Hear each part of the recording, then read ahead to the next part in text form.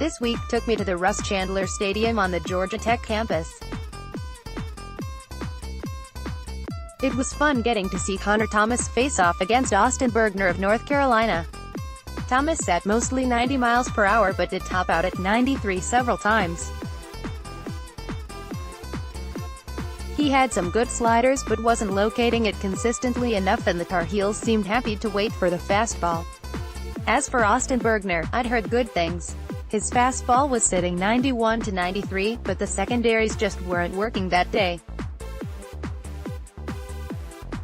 He lasted less than 3 innings as the Tech squad was just teeing off on him. The two guys I really wanted to see on Saturday were pretty quiet. Kyle McCann and Michael Busch didn't do much at the plate. However, Tristan English put on a show so that made up for it. Also, wouldn't you know it, Kyle McCann and Michael Busch both hit home runs on Sunday. This sums up my reaction today. All in all, it was perfect weather for a game and I got to see a ton of offense. Makes for solid writing material leading up to the MLB draft. It was also nice that the Yellow Jackets got the win. Prospect lists, Fangraphs Big Board, 262 Baseball America Top 300 D1 Baseball, subscription, 150 MLB Pipeline Top 50 Mock Drafts, Baseball America, 321st, Hunter Bishop. Also, here's my spreadsheet that has stats through 4/6, and some additional info. With that, let's start discussing college prospects. College player stock trending up. Connor Thomas, LHP, Georgia Tech. Thomas had been cruising his past few starts, but ran into trouble today. Despite that, he still went 6.2 innings and struck out 9 batters, 4 runs given up.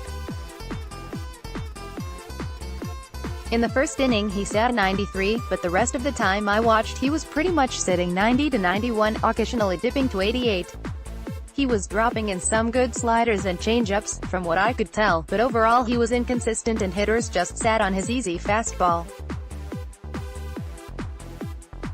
I kinda got a Colby Allard type of feel from him. He has been dominant, but the stuff overall doesn't seem like it'll play up at higher levels. However, he has been very good, so yeah, I can't discount that. Gotta reward the players that get results. Tristan English, 1B, Georgia Tech. What a weekend for Tristan. I'd only have his stats through Friday, but he hit for the cycle on Saturday, which I got to see, and he hits another HR on Sunday. He pushed his average all the way up to .314 this weekend and now has 8 home runs on the season. This guy is a lot of fun to watch too. English is a high-energy guy that pumps up his teammates every chance he got, whether it was during a pitching change where he came of the bases to rile up his team or yelling and slapping high fives to his teammates after scoring. That kind of energy is awesome. He ran well from what I saw, but he really doesn't have a defensive position.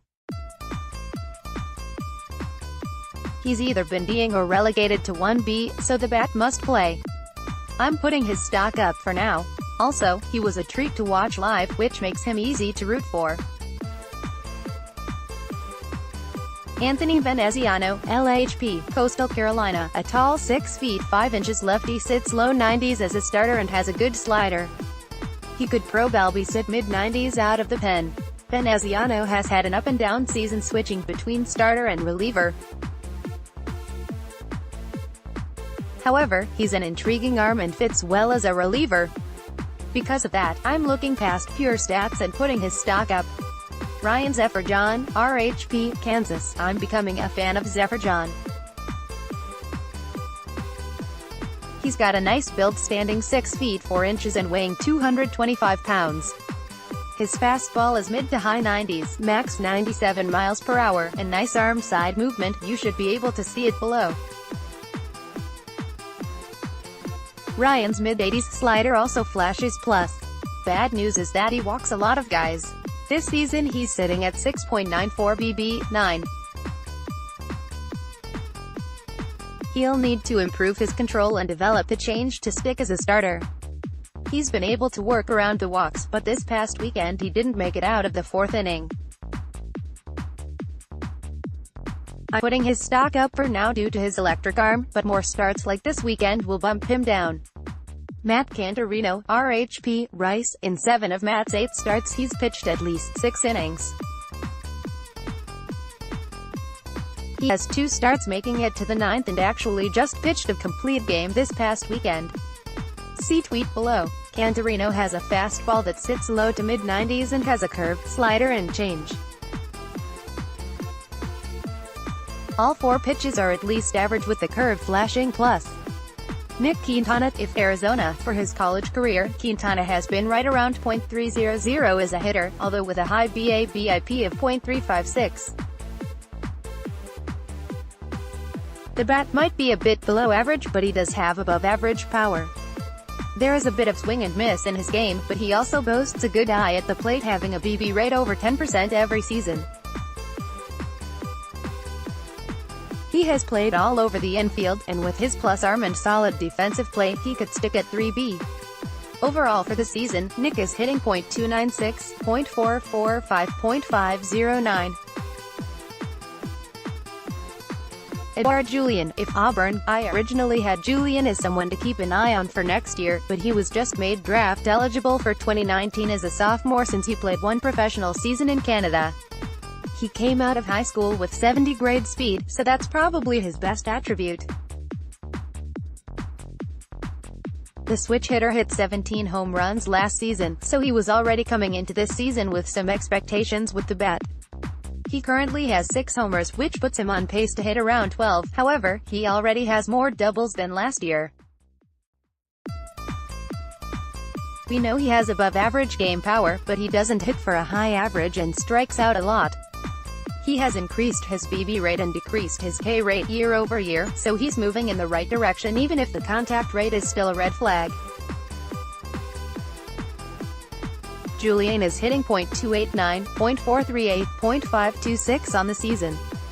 Nick Call, C. Washington. Catching is just so darn difficult to judge unless you are Joey Bart or Adley Rutschman.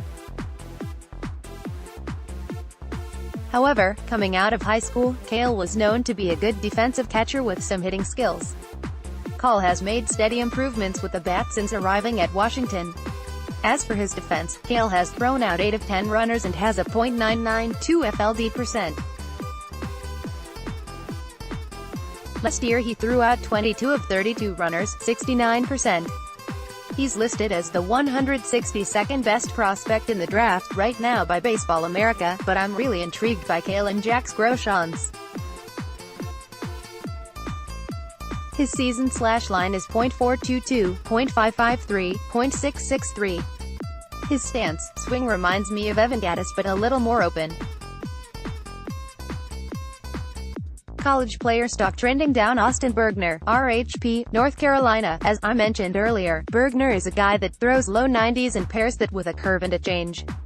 The change flashes above AVG, but both secondaries were very inconsistent the day I watched him. His ERA is sitting almost at 5.00 with a 1.36 whip.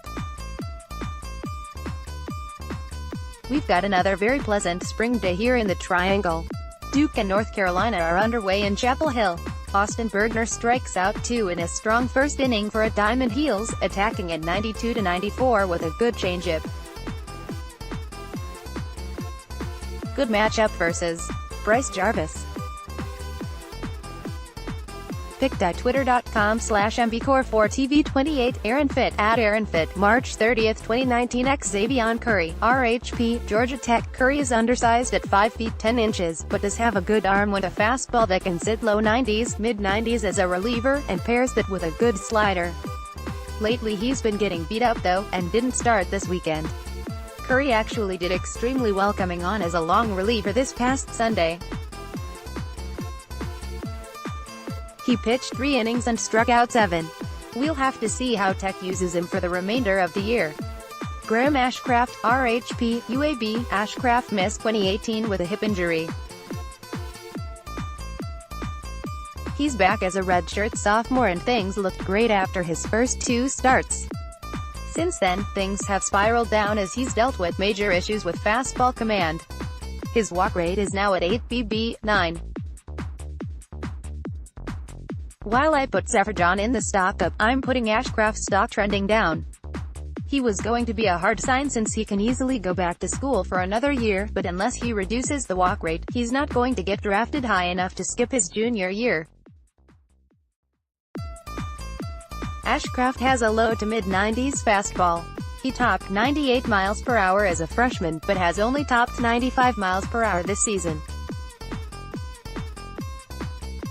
This might be because he's coming off the injury and still shaking some rust. His slider flashes plus, and the change is promising. There's a lot to like here, but he's probably better off returning to school. Shea Langeliers, C. Baylor. A hand injury kept Langeliers out until mid-March. It was expected that his HR power would be sapped, but he's showing very little power. The hit tool definitely had question marks, but he was mocked early as a top 10 pick. He's not likely a top 10 lock now, but his exceptional defense X. He's throw out 44% of runners, should keep him in the first round. His current slash line is .256, .351, .378. Quinn Cotton, of Grand Canyon. Cotton has hit well over .300 each of the past 2 seasons. Despite that, he hasn't shown much home run power nor gap power. On top of that, he has just average speed and a poor arm.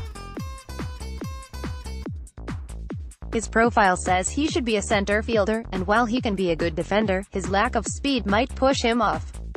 He doesn't have the bat, arm for a corner spot. Because of that, I'm pushing him down as he's more than likely a bench, role player. Matt Wallner, of Southern Miss. The trajectory for Wallner was way up after putting together such fantastic offensive seasons as a freshman and sophomore. It's unfortunate timing that his average and power have taken dips this season.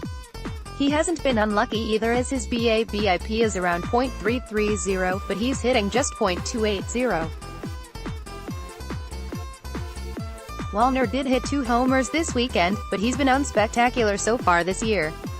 But hopefully this week starts a good trend for him and his stock will be back up before much longer. He's a below-average runner, but has an absolute cannon of an arm.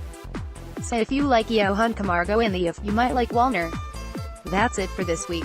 Let me know your thoughts on how some players performed this week on the diamond.